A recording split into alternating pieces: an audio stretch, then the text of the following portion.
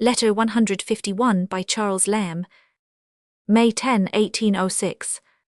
My dear Manning, I didn't know what your going was till I shook a last fist with you, and then 'twas just like having shaken hands with a wretch on the fatal scaffold, and when you are down the ladder you can never stretch out to him again. Mary says you are dead, and there's nothing to do but to leave it to time to do for us in the end what it always does for those who mourn for people in such a case. But she'll see by your letter you are not quite dead. A little kicking and agony, and then Martin Burney took me out a walking that evening, and we talked of Mr. Manning. And then I came home and smoked for you. And at 12 o'clock came home Mary and Monkey Louisa from the play, and there was more talk and more smoking, and they all seemed first-rate characters, because they knew a certain person. But what's the use of talking about 'em? By the time you'll have made your escape from the Calmucks, you'll have stayed so long I shall never be able to bring to your mind who Mary was, who will have died about a year before, nor who the Holcrofts were. Me perhaps you will mistake for Phillips, or confound me with Mr. Daw, because you saw us together. Mary, whom you seem to remember yet, is not quite easy that she had not a formal parting from you. I wish it had so happened, but you must bring her a token, a shawl or something, and remember a sprightly little mandarin for our mantelpiece, as a companion to the child I am going to purchase at the museum. She says you saw her writings about the other day, and she wishes you should know what they are. She is doing for Godwin's bookseller 20 of Shakespeare's plays to be made into children's tales. 6 are already done by her, to wit, The Tempest, Winter's Tale, Midsummer Night, Much Ado, Two Gentlemen of Verona and Cymbeline. The Merchant of Venice is in forwardness. I have done Othello and Macbeth and mean to do all the tragedies. I think it will be popular among the little people. Besides money, it is to bring in 60 guineas. Mary has done them capitally, I think you'd think. These are the humble amusements we propose, while you are gone to plant the cross of Christ among barbarous pagan anthropophagi. Quam homo homini prestat, but then perhaps you'll get murdered, and we shall die in our beds with a fair literary reputation. Be sure, if you see any of those people whose heads do grow beneath their shoulders, that you make a draft of them. It will be very curious. Oh, Manning, I am serious to sinking almost, when I think that all those evenings, which you have made so pleasant, are gone perhaps forever. 4 years you talk of, maybe 10, and you may come back and find such alterations.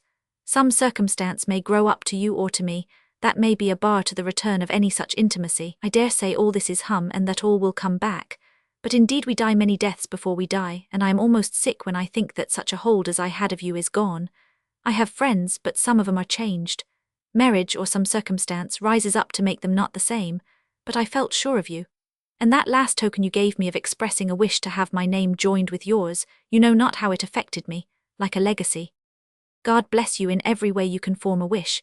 May he give you health and safety and the accomplishment of all your objects, and return you again to us, to gladden some fireside or other. I suppose we shall be moved from the temple. I will nurse the remembrance of your steadiness and quiet, which used to infuse something like itself into our nervous minds. Mary called you our ventilator. Farewell, and take her best wishes and mine. One thing more, when you get to Canton you will most likely see a young friend of mine, Inspector of Teas, named Ball. He is a very good fellow, and I should like to have my name talked of in China. Give my kind remembrances to the same Ball. Good-bye. I have made strict inquiries through my friend Thompson as to your affairs with the Campai. If there had been a committee yesterday, an order would have been sent to the captain to draw on them for your passage money, but there was no committee. But in the secretary's orders to receive you on board, it was specified that the company would defray your passage. All the orders about you to the supercargoes are certainly in your ship.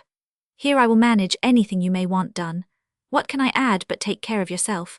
We drink tea with the Holcrofts tomorrow. Addressed to Mr. Manning, passenger on board the Thames, East Indiaman, Portsmouth. Manning sailed for China this month. He did not return to England until 1817. His nominal purpose was to practice medicine there, not to spread Christianity, as Lamb suggests, probably in fun. This is Manning's reply to Lamb's letter. Dear Lamb, as we are not sailed yet, and I have a few minutes, why should not I give you a line to say that I received your kind letter yesterday, and shall read it again before I have done with it. I am sorry I had not time to call on Mary, but I did not even call on my own father, and he's 70 and loves me like a father. I don't know that you can do anything for me at the India House. If you hear anything there about me, communicate it to Mr. Crabtree, 13 Newgate Street. I am not dead nor dying. Some people go into Yorkshire for 4 years, and I have no current jelly aboard. Tell Holcroft I received his kind letter. T. Manning forever,